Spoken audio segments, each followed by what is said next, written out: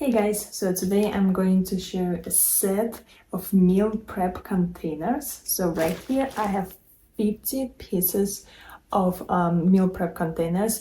The size of this is 28 ounces and they have some great features. It is actually recyclable, it is BPA-Free, it is dishwasher safe, and you can even freeze it.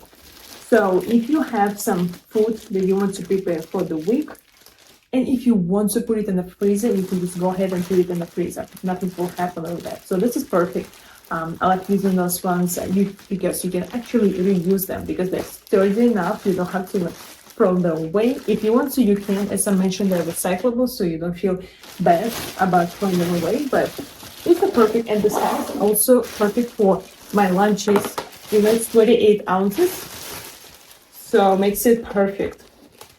Also, you don't have to worry if there's any liquid because it is airtight, so the liquid will not leak out, which is perfect again. So I'm going to pull them out. I'm going to show one of them over here. So this is the container right here. Very nice and sturdy.